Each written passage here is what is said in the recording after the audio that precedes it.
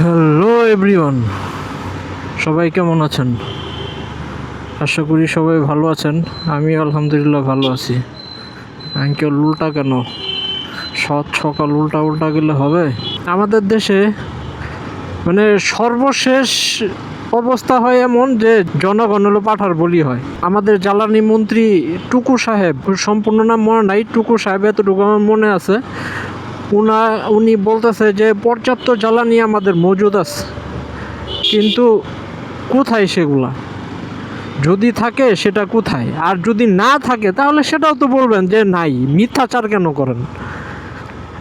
আর যদি থাকে তাহলে সেটা কোথায় বাইর করেন? নির্বাচন করে জনগণের সমর্থনেই তো আপনারা আসছেন, তো আপনারা তো সেটা বের করতেই পারবেন, এটা তো স্বাভাবিক বিষয়। আর যদি না থাকে তাহলে সেটাও বলেন, মিথ্যাচার করে লাভ তো নাই। এই যে কত কালকে দেখলাম অনেকেই বান্দরবন, তারপরে হচ্ছে সাজে গিয়ে আটকা পড়ছে, মানে ফুয়েল নেই, তারা ব্যাক করতে পারতেছে না।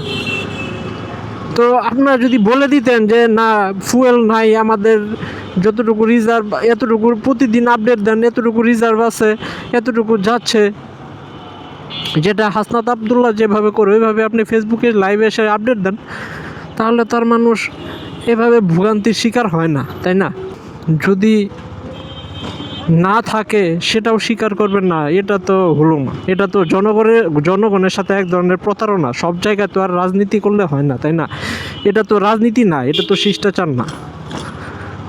তো তেল থাকলে আপনারা তেল দেন, আর না থাকলে সেটাও স্বীকার করেন যে আমাদের রিজার্ভে কোনো তেল নাই, আপনারা গাড়ি চালায়েন না, সেটাই চলাফেরা করেন, আমরা সেটাই করব।